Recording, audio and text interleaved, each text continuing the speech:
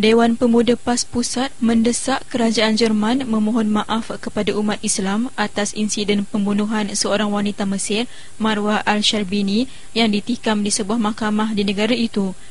Desakan itu dibuat ketuanya Ustaz Nasruddin Hassan dalam satu serahan memorandum di Pejabat Pesuruhjaya Tinggi Kedutaan Jerman pagi tadi. Kami Dewan Pemuda PAS Pusat meminta supaya perkara ini bukan saja tidak berlaku dan tidak berulang.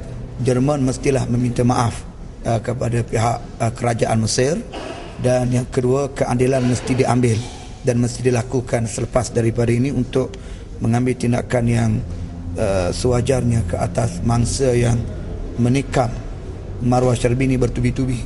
Dewan Pemuda PAS Pusat mempersoalkan bagaimanakah insiden ini boleh berlaku dalam satu kawasan yang sepatutnya keadilan ditegakkan di situ, iaitu di pekarangan mahkamah.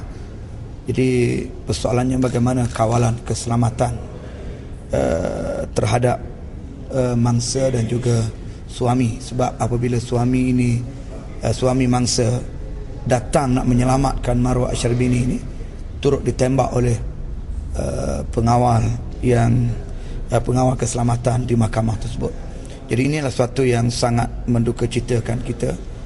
Kerajaan Jerman katanya perlu mengeluarkan kenyataan rasmi berhubung perkara itu kerana ia mampu menimbulkan ketegangan kaum dan agama. Lebih-lebih lagi, pembunuh berkenaan bertindak menikam mangsa setelah dia didakwa atas tuduhan mengaitkan mangsa dengan pengganas. Rentetan peristiwa ini, Marwah Sharbini terlebih dahulu telah ditanggap oleh masyarakat Jerman sebagai seorang pengganas kerana dia memakai hijab, dan dia telah membuat saman ke mahkamah dan kesnya dibicarakan. Rekoran daripada situlah Marwah Sharbini telah dibunuh.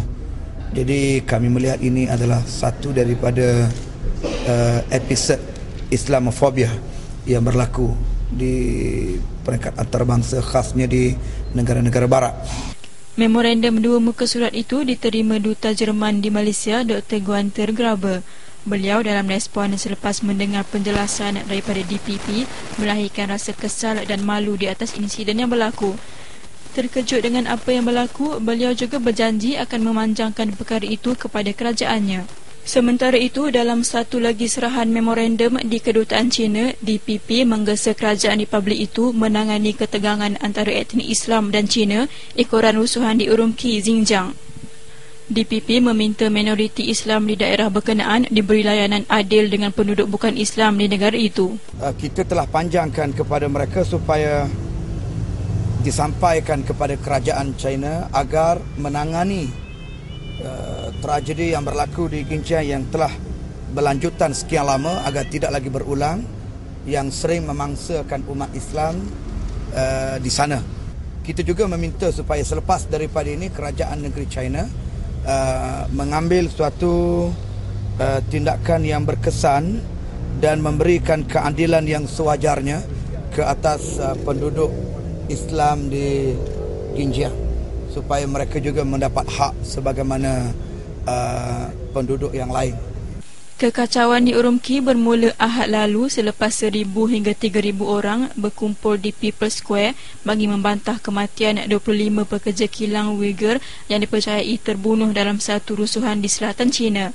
Memorandum berkenaan diterima setiausaha kepada Duta China di Malaysia, Cheng Feng. Hadir sama dalam kedua-dua serahan memorandum itu Timbalan DPP Ustaz Azman Safawi, Naib Ketua Ahmad Sabki Yusof, Setiausaha Kamaruzaman Muhammad serta beberapa exco lain.